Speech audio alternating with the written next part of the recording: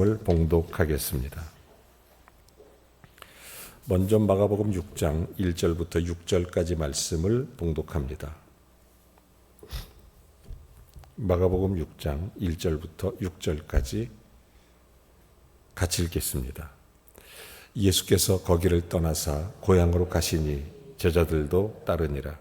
안식일이 되어 회당에서 가르치시니 많은 사람이 듣고 놀라 이르되 이 사람이 어디서 이런 것을 얻었느냐? 이 사람이 받은 지혜와 그 손으로 이루어지는 이런 권능이 어찌 됨이냐? 이 사람이 마리아의 아들 목수가 아니냐? 야고보와 요셉과 유다와 시몬의 형제가 아니냐? 그 누이들이 우리와 함께 여기 있지 아니하냐 하고 예수를 배척한지라. 예수께서 그들에게 이르시되 선지자가 자기 고향과 자기 친척과 자기 집 외에서는 존경을 받지 못할 것이 없느니라 하시며 거기서는 아무 권능도 행하실 수 없어 다만 소수의 병자에게 안수하여 고치실 뿐이었고 그들이 믿지 않음을 이상히 여기셨더라. 이어서 한 절 더 읽습니다. 디모데전서 3장 15절입니다. 같이 읽습니다. 디모데전서 3장 15절 말씀, 디모데전서 3장 15절 제가 읽겠습니다. 만일 내가 지체하면 너로 하여금 하나님의 집에서 어떻게 행하여야 할지를 알게 하려 함이니 이 집은 살아계신 하나님의 교회요 진리의 기둥과 터니라. 아멘. 자리에 앉아 주시기 바랍니다.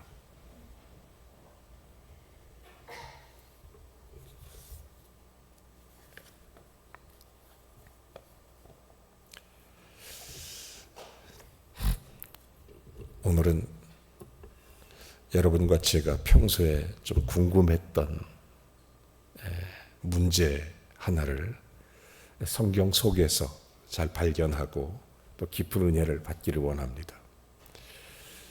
제가 성경을 읽으면서 한 가지 이런 생각을 해본 적이 있습니다. 예수님이 왜 목수의 아들로 태어났을까? 왜 하필이면 예수님이 왜 요셉, 마리아, 목수의 가정에서 태어났을까? 이런 궁금함이 있었습니다. 여러분, 이스라엘은 특별히 유대인들은 이 세상을 구원할 메시아, 그리스도가 화려한 궁전, 위대한 왕자로 태어나서 이스라엘 민족을 로마의 압제로부터 구원해 주기를 그렇게 열망하고 고대하고 기다려왔던 것으로 알고 있었습니다. 그러나 주님은 목수의 가정에서 태어났습니다. 예수님은 교육받기 위해 학교에 간 일도 없고 명문대학에 유학한 일도 없고 국경 밖으로 여행한 적도 없고 그가 배운 것이 있다면 지상의 아버지였던 요셉에게 목수일, 목공 기술을 배운 것 그거밖에 없습니다. 이것이 예수님 배운 유일한 학문이고 기술이고 직업이었습니다. 예수님께서 목수의 가정에서 태어났다고 하는 것, 이게 우연일까요? 예수님은 탄생부터 그에게 관한 모든 것이 하나님의 사실은 큰 경륜, 큰 신비에 쌓여 있습니다. 동정녀 마리아에게 나신 것, 목수의 가정에서 자라나신 것, 그가 베들레헴에 나신 것은 십자가에 죽기까지 모든 사건이 다 그랬습니다. 신비입니다. 예수님께서 목수의 가정에 태어났기 때문에 목수가 되신 것이 아니라 하나님께서는 예수님을 이 세상에 목수의 가정에서 태어나도록 이미 준비하고 보내주셨던 것입니다. 예수님이 30년 동안 집 짓고 또 가구를 고치고 또 그런 일을 하셨지만 공생애가 시작된 이후로는 일절 천국집을 짓는 일에만 전념하셨습니다. 예수님이 세상에 오시기 전 주님은 우주를 만드시고 세우신 목수였습니다. 요한복음 1장 3절에 보면 만물이 그로 말미암아 지은 바 되었으니 지은 것이 하나도 그가 없이 된 것이 없다. 예수님 만물을 지으신 분이셨습니다. 그는 이 세상을 설계하고 창조한 목수이셨습니다. 에덴 동산을 건설한 건축가고 인간을 만드신 목수입니다. 지금도 예수님은 우리를 하나하나 부르시고 깎으시고 다듬으셔서 아름다운 집을 우리로 하여금 지게 하시는 것입니다. 저는 예수님이 목수의 가정에서 태어났다고 하는 것을 깊이 묵상하면서 왜 그러셨을까? 몇 가지 진리를 깨닫게 됩니다. 첫째는 예수님은 우리에게 무한한 가능성을 찾아내 주시기 위해서 목수 되셨습니다. 나무는 크고 작고 구부러지고 삐뚤어진 것 여러 형태가 있습니다. 그러나 목수의 눈에는 목재에서 건축의 가능성을 보는 것입니다. 그냥 보통 사람들이 보는 거하고 달라요. 오늘날 교회 안에는 천태만상의 사람들이 모여 있습니다. 예수님 우리를 바라보시면서 한 말씀 하십니다. 하나도 버릴 게 없구나. 목수의 눈에는 다 쓸 나무 재료입니다. 오늘 이 말씀을 꼭 들으십시오. 주님은 우리를 보시면서 하나도 버릴 게 없구나. 제가 언젠가 이런 글을 읽은 적이 있습니다. 어느 날 한 건축 조각가가 이렇게 길을 걸어가고 있는데 모닥불이 피어 있어요. 모닥불이. 그 모닥불에 이렇게 나무들이 쭉 타고 있으니까 건축가가 그 모닥불을 보다가 나무 하나를 끄집어냅니다. 타다 남은 나무가 된 거죠. 나무가 이렇게 외칩니다. 아, 구원받았다. 이 뜨거운 불 속에서 나는 해방됐다. 너무 기뻤습니다. 이 목수는 그 타다 남은 나무를 집으로 가지고 갑니다. 그리고 집에 가서 톱으로 잘라요. 그리고 조각 칼로 나무를 파내기 시작합니다. 아파. 불 속에 있을 때나 깎이고 다듬어지는 자기의 모습이 너무 고통스럽습니다. 아프다고 소리 지릅니다. 그런데 얼마 후에 타다 남은 이 나무는 이 조각가의 손에 의해서 위대한 작품으로 변화가 됐습니다. 나무는 그때 깨달았습니다. 나를 불 속에서 꺼낸 이유를. 여러분, 예수님은 우리에게서 무한한 가능성을 보시는 목수이십니다. 그냥 나무가 아니라 우리를 건져내서 정말 멋진 하나님의 사람으로 만들어주는 예수님이 12제자를 선택했습니다. 그들은 마치 타다 남은 그런 나무 같았습니다. 별 볼 일도 없고 별 쓸 데도 없는 것 같고 유대 땅에서 별로 쓸모없는 목재 같았지만 위대한 목수이신 예수 그리스도의 손에 다듬어지기 시작합니다. 예수님 말씀에 깎이기 시작하고 예수님 말씀에 매끄러지기 시작하고 여러분 예수 그리스도 이후 지금까지 이 일들은 계속되고 있습니다. 오늘도 저와 여러분의 손이 예수님의 손에 붙잡혀 다듬어지고 있는 줄로 믿습니다. 예수님 우리의 목수이시라는 것 얼마나 감사한지 몰라요. 오늘 아침 온전하신 예수 그리스도께 우리를 맡기는 은혜가 있기를 바랍니다. 타다 남은 나무 같아도 하나님 붙잡으시면 아름다운 믿음의 조각품이 될 수 있습니다. 하나님께서 쓰실 수 있는 멋진 그런 조각품. 여러분, 역사의 위대한 작취를 남긴 사람들은 거의 다 자신에게서 가능성을 발견한 사람들입니다. 여러분, 하나님은 언제나 우리 속에 가능성을 보십니다. 우리의 죄악된 모습, 부끄러운 모습, 연약한 모습, 하지만 그 속에 가능성을 보십니다. 하나님의 형상대로 창조된 위대한 인간의 존엄성을 보시고 그 가치를 아시는 하나님, 그를 통해서 예수 그리스도가 드러내게 하십니다. 우리는 질그릇 같은 존재지만 그 속에 보배가 있으니 우리가 깨어져서 그리스도를 드러내도록 우리의 속에 무한한 가능성을 보시는 그 예수 그리스도, 우리의 자아의식에 대한 위대한 가능성을 발견하는 것이 은혜입니다. 이런 말을 많이 들어요. 깨닫는 게 은혜다. 맞습니다. 내 속에 하나님의 위대한 가능성을 볼 수 있다면 은혜입니다. 그게 은혜입니다. 여러분, 내가 그리스도 안에서 살아갈 때 하나님의 손에 붙들려 있다는 사실 이 자체를 마음속에 깊이 간직하세요.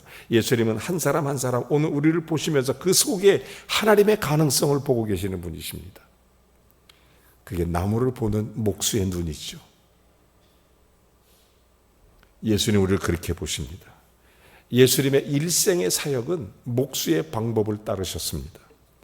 목수가 목재 속에 있는 가능성을 보듯이 주님은 그 사람 속에 계획을 갖고 계셨습니다. 주님은 하나하나 목표가 있습니다. 우리에게 원하시는 우리의 모습 하나님은 알고 계십니다. 우리는 우리 자신에게 무엇을 할 것인가를 걱정할 필요가 없어요. 목재가 스스로 자기 쓰임을 말하지 않습니다. 목수의 손에 의해서 쓰임 받을 뿐입니다. 우리가 목재 같은 거예요. 다만 목수의 눈에 발견되면 됩니다. 우리는 겸손히 목수이신 예수님께 우리 자신을 맡겨서 예수님 뜻에 맞게 다듬어지도록 해야 됩니다. 우리는 그저 거친 나무 같지만 주님이 우리 붙잡으시면 아름다운 영적인 사람이 되는 줄로 믿습니다. 예수님은 우리 속에 있는 착한 심성을 폭발시키고 위대한 생애를 성취시키게 하고, 여러분 미켈란젤로가 어느 날 큰 바위 덩어리 하나를 붙잡고 망치질을 하고 있어요. 사람들이 뭐 하냐고 물어보니까 미켈란젤로의 유명한 얘기 있어요. 모세를 찾고 있다고. 바위 덩어리에서 모세를 찾고 있다는 거예요. 무슨 얘기냐? 그랬더니 잠자고 있는 모세가 곧 깨어날 거라고. 예수님이 오늘도 우리를 두드리십니까? 때때로 아프고 힘들죠. 그러나 잠자고 있는 모세가 깨어나듯이 우리 속에 주님의 손에 의해서 새롭게 위대한 가능성이 나타나는 줄로 믿습니다. 저는 목수가 되신 예수님 보면서 두 번째로 깊이 깨닫는 게 뭐냐면 우리를 창조적 인간으로 변화시킨다는 사실입니다. 여러분 목수에 하는 일이 뭐냐면 파괴하고 건설하는 거예요. 자르고 다듬고 세우고 부서지고 무가치한 것 고치고 새롭게 만들어 쓸모 있고 가치 있는 작품으로 만드는 것입니다. 많은 사람들이 아마도 나사렛에 있는 요셉의 집에 부서진 의자도 가지고 오고 책상도 가지고 오고 가구도 집으로 가지고 왔을 겁니다. 그러면 아버지 요셉이 그걸 고쳤을 거예요. 그때 예수님의 어린 시절은 아버지와 함께 있었기 때문에 아마 그 자리에서 같이 그것을 보고 배우고 아마 그랬을 것입니다. 예수님 친히 이런 말씀하신 적이 있어요. 상한 갈대를 꺾지 않고 꺼져가는 심지를 끄지 않고 이것을 심판 때까지 하겠다, 이런 말씀을 하십니다. 예수님은 상한 갈대 같은 인간을 버리지 않습니다. 회복하여 쓰시려고 합니다. 누구도 주의 사랑받지 못할 자녀가 없습니다. 오늘 여러분이 어떤 모습이든 주님은 여러분을 사랑하십니다. 누구도 포기하지 않습니다. 그 누구도 놓지 않습니다. 여러분 예수님은 병든 사람은 병은 고쳐줬고 성품이 바르지 못한 사람은 바르게 고쳐지며 부정한 여인은 바르게 살도록 주께서 인도해 주셨습니다. 삭개오 같은 반역자는 애국자가 되도록 만들었고 지금도 예수님 앞에 붙잡힌 인간은 누구든지 새롭게 변화됩니다. 새롭게 창조됩니다. 그리스도 안에 새로운 피조물이 되는 거예요. 바울이 이 진리를 알고 이런 얘기를 해요. 고린도전서 1장 27절과 28절에 보면 이렇게 말합니다. 하나님은 세상의 미련한 것들을 택하사 지혜 있는 자들을 부끄럽게 하시고 세상의 약한 것들을 택하사 강한 것들을 부끄럽게 하려 하시며 하나님께서 세상의 천한 것들과 멸시받는 것들과 없는 것들을 택하사 있는 것들을 폐하려 하시나니, 여러분 하나님의 창조적 섭리, 이것은 우리로 하여금 무너진 인간을 새롭게 재창조하시는 것입니다. 마치 부서진 의자를 고쳐내듯이. 여러분 예수님이 왜 목수로 오셨을까? 하필이면 그런 가정에 태어나셨을까? 예수님의 탄생부터 십자가까지 한 일생을 바라보면 주의 섭리 속에 신비함이 들어있습니다. 여러분 하나님의 창조적 섭리는 우리를 놀라게 만듭니다. 죄를 짓고 상한 청년이었던 어거스틴을 변화시켜서 그 속에 하나님의 거룩한 영으로 창조했습니다. 여러분, 1000년간 기독교 사상을 지배할 수 있는 위대한 신학자로 만들었잖아요.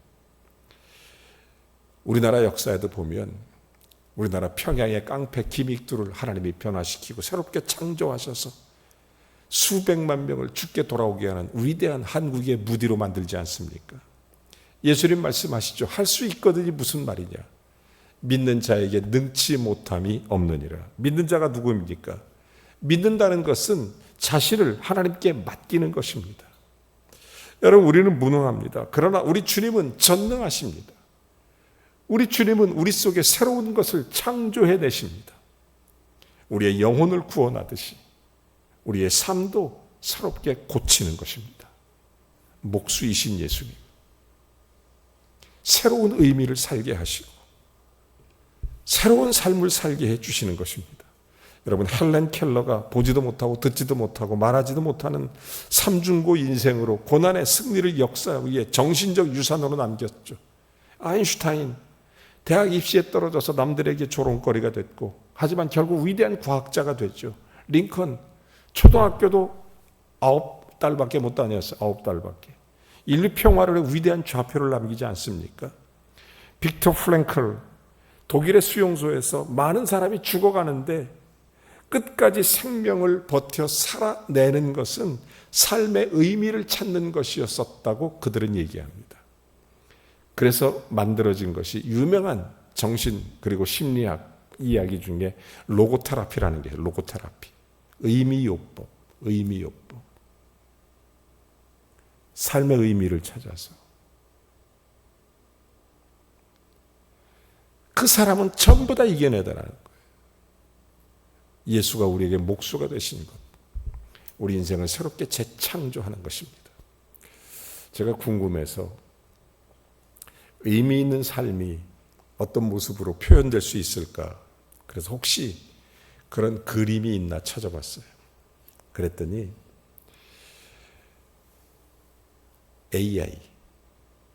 AI가 그린 그림이 있어요. 의미 있는 삶이라는 그림이에요. 3장을 그렸는데 AI에다가 미켈란젤로, 레오나르도 다빈치, 피카소 이런 사람들을 다 집어넣은 거예요. 그리고 그 AI가 그림을 그리게 한 거예요. 의미 있는 삶을 표현하는 그림. 저는 그림을 제가 준비를 못했는데 인터넷에 찾아보면 의미 있는 삶이라는 AI의 그림하면 쫙 나와요. 제가 너무 재밌었어요. 3가지가 전부 다른 각도로 그림이 그려져 있었어요. 하나는 인간의 머릿속에 아름다운 꽃바구니가 있어요. 또 하나는 인간이 나무를 만들어 가는데 그 나무에 끝없는 탐욕이 달려 있어요. 그리고 또 하나는 광야에 서 있는 지팡이 하나밖에 없는 나그네의 모습이 그려져 있어요. 저는 그 3가지 그림을 보면서 마음속에 이런 생각을 해봐요. 인간은 환경의 산물이 아니다. 만약 인간이 환경의 지배를 받게 된다면 하나님의 형상 닮은 인간됨을 포기하는 것하고 똑같다. 환경의 지배를 받지 않기를 바랍니다. 하나님 우리의 창조자세요. 우리를 만드시는 분이십니다. 하나님의 손에 붙들리세요. 맡기세요. 목수이신 예수님께 맡겨보십시오. 새롭게 만들어집니다. 환경, 삶의 모습, 여러분 정말 로고테라피처럼 우리의 삶을 하나님께 맡기는 게 은혜예요. 저는 3번째로 목수가 집을 지을 때 언제나 적용되는 기술이 하나 있습니다. 제가 교회 건축을 3번 해봤어요. 깨달은 게 있어요. 목수들의 기술은 탁월합니다. 상상을 못할 정도로. 여러분 옛날 그 못이나 이런 이렇게 볼트나 이런 게 없을 때 어떻게 집들이 만들어졌을까요? 지금도 집을 만드는 데 쓰는 기술이 있는데 그것이 뭐냐면 십자가의 원리예요. 십자가의 원리. 여러분, 기둥을 세우는 일이나 들보를 연결하는 일은 전부 다 십자가의 원리에 맞지 않으면 그 집은 중심을 잃어버리고 쓰러집니다. 모퉁이 돌도 십자가의 원리로 세워집니다. 제가 목수들을 자세히 이렇게 옆에서 보니까 그분들의 기술이 보통이 아니잖아요. 깎고 다듬는 일을 보면서 십자가의 원리를 가르치고 십자가의 원리를 봤어요. 십자가는 위로는 곧고 옆으로는 바른 것입니다. 위로 바로 맞추고 옆으로 그리고 정확하게 맞추는 관계에서 건축이 이루어집니다. 어떤 건축이든 십자가의 원리가 적용되지 않는 건축은 없습니다. 위로는 반듯해야 되고 옆으로는 바르야 돼요. 예수님이 어린 시절에 요셉으로부터 목수의 가장 기본적인 건축 원리를 십자가로 배웠을 것입니다. 예수님은 모든 삶의 진리를 두 가지로 요약하죠. 마태복음 22장 37절부터 40절에 보면 예수께서 이르시되 내 마음 다하고 목숨 다하고 뜻 다하고 주 너희 하나님을 사랑하라. 이것이 크고 첫째 되는 계명이고 둘째 이와 같으니 내 이웃을 내 자신과 같이 사랑하라 하셨으니 이 두 계명은 율법과 선지자의 강령이니라. 인간의 완전한 삶은 십자가로 이루어지는 것입니다. 위로 곧고 옆으로 바르고 하나님과의 관계, 이웃과의 관계, 하나님의 뜻을 따라야 합니다. 그리고 이런 십자가의 기술로 집을 짓고 있다면 우리의 신앙과 인격은 십자가로 아름다운 집이 채워지게 될 것입니다. 예수님은 일생 동안 십자가로 목수일을 하시다가 결국은 십자가 위에서 죽으셨습니다. 예수님의 일생은 목수로 시작해서 목수로 끝났습니다. 예수님은 돌에 맞아 죽지 않았습니다.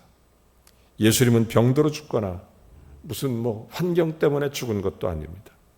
예수님은 십자가에 못 박혀 죽습니다.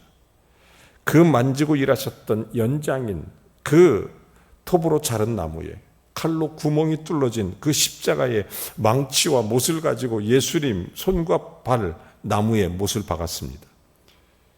여러분, 이것은 예수님의 목공소에 사용하던 그 연장입니다. 베드로전서 2장 23절에 이런 얘기를 하죠. 친히 나무에 달려 느무에 달려. 그러면서 우리에게 또 갈라디아서 3장 13절에도 보면 이렇게 말합니다.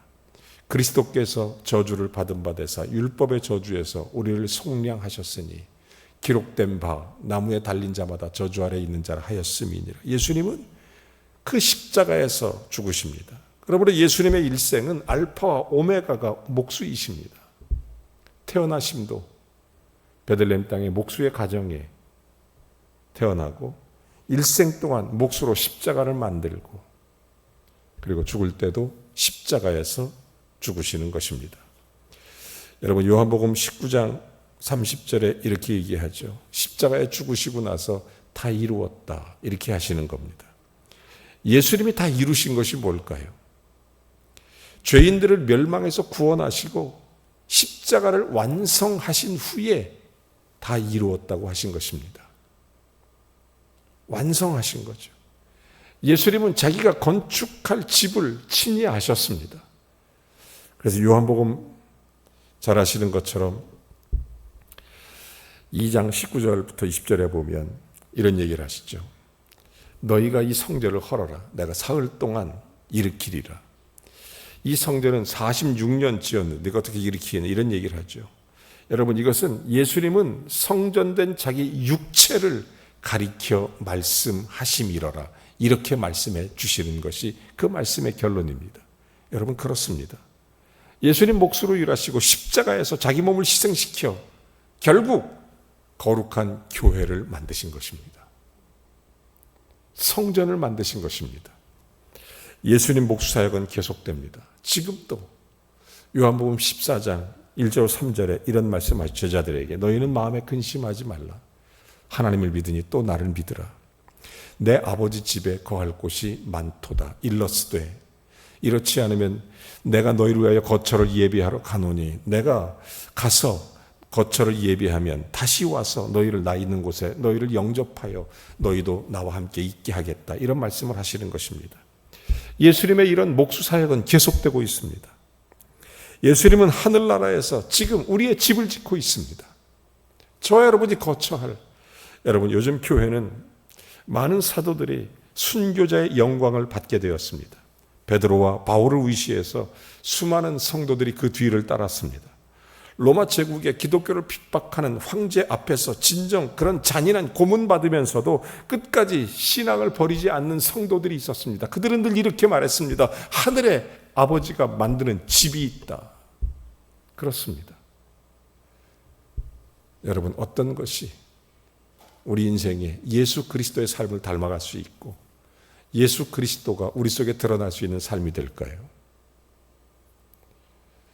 예수님은 저와 여러분을 위해서 십자가로 집을 지셨습니다. 그것이 교회입니다. 그래서 교회는 십자가 터 위에 세워지는 것입니다. 반석 위에 세워지는 것입니다. 지금도 예수님은 십자가로 우리의 집을 짓고 계십니다.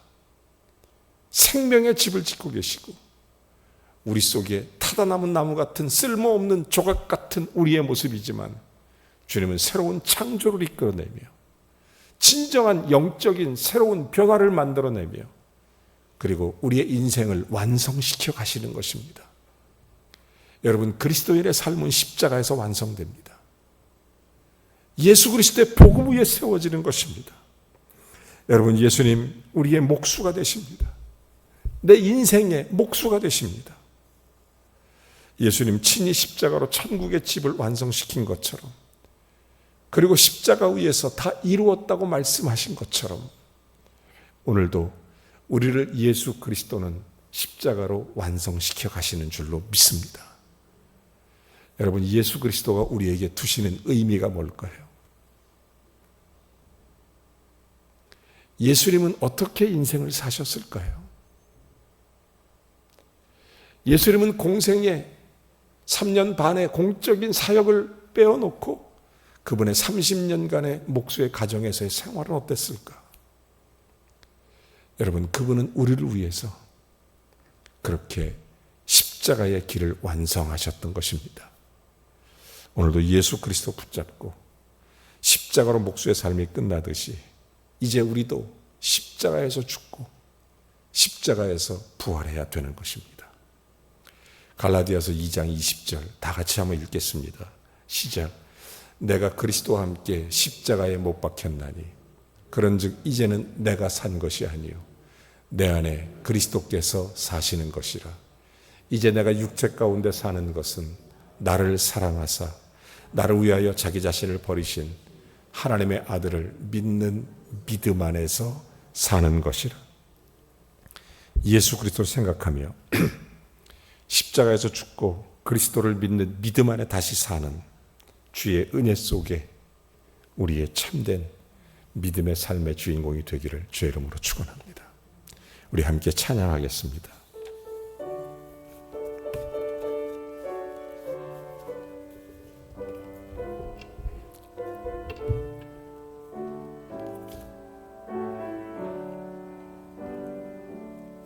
내가 그리스도와 함께 십자가에 못 박혔나니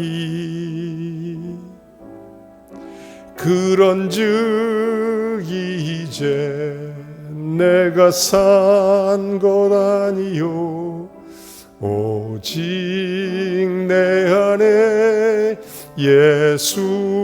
예수께서 사신 것이라. 이제 내가 육체 가운데 사는 것은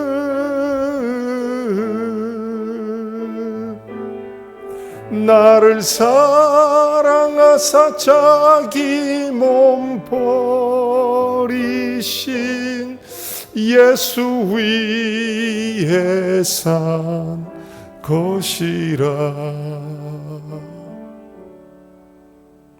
그렇습니다. 예수님 우리를 새롭게 만들어 주십니다. 십자가에서 죽고 십자가에서 부활한 예수 그리스도를 믿는 믿음 안에 살면 그게 그리스도인입니다. 이 믿음을 고백하세요. 내가 그리스도와 함께 십자가에 죽습니다. 내가 그리스도와 함께 십자가에서 부활해서 예수 그리스도를 믿는 믿음 안에 살아갑니다. 이렇게 고백하십시오. 그게 그리스도인이기 때문입니다. 우리 같이 오늘 그 고백으로 주님 앞에 나아갑니다. 자비로우신 하나님, 십자가 위에서 나를 위해 죽으신 주님을 바라보며 그 십자가로 나를 다듬고 아버지 하나님, 내가 새롭게 변화되고 내 안에 무한한 가능성을 창조하시고 새롭게 하시는 주님을 바라봅니다. 주님, 오늘도 십자가 앞에 왔습니다. 그리스도와 함께 죽게 해주십시오. 육신의 정욕, 이생의 자랑, 이생의 욕망, 하나님 아버지 십자가와 함께 죽게 하시고 내 안에 그리스도로 다시 살아나도록 나를 재창조하시는 주님, 내 안에 무한한 가능성으로 주님을 닮아 하나님의 거룩한 역사를 이루어 십자가로 완성시켜 가도록 하나님 아버지, 예수 그리스도를 믿는 믿음 안에 사는 자로 살아가게 하심을 믿습니다. 나는 이제 예수님과 함께 죽고 예수와 함께 다시 삽니다. 예수님의 이름으로 기도합니다. 아멘. 다 같이 일어나셔서 오늘도 주님 붙들고 주님과 함께 우리의 삶의 자리에 그리스도의 복음을 위해 살아가는 한 주간이 될 수 있기를 바랍니다.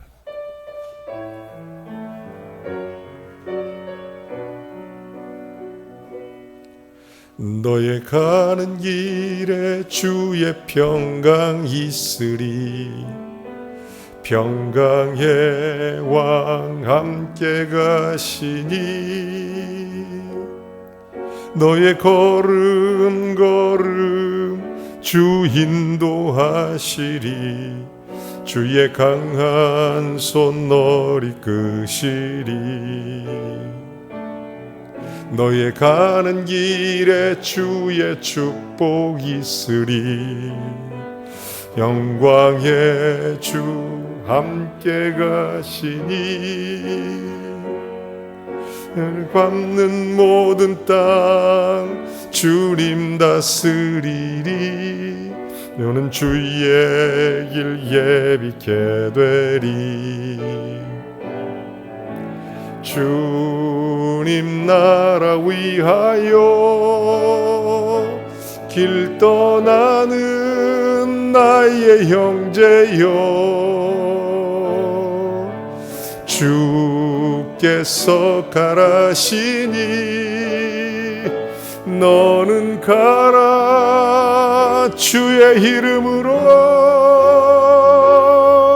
거칠은 광야 위에 꽃은 피어나고 세상은 내 안에서 주님의 영광 보리라. 강하고 담대하라. 세상 이기신 주들 함께 너와 동행하시며 내게 새 힘을 주시리. 이제는 우리 주 예수 그리스도의 은혜와 하나님 아버지의 극진하신 사랑과 예수 그리스도의 십자가 위에 다시 그리스도와 함께 죽고 그리스도와 함께 다시 사는, 그리스도를 믿는 믿음 안에 사는 성도 머리머리 위에 그들의 삶의 자리마다 주의 영광이 나타나기를, 그들에게 성령의 권능을 부으사 그리스도의 형상이 드러나기를, 그리고 저들의 삶의 모습 가운데 그리스도의 복음이 증거되기를, 그리고 이 사명 감당할 수 있도록 영권, 인권, 물권을 허락하시기를 우리 구주 예수 그리스도의 이름으로 간절히 축원하옵나이다. 아멘.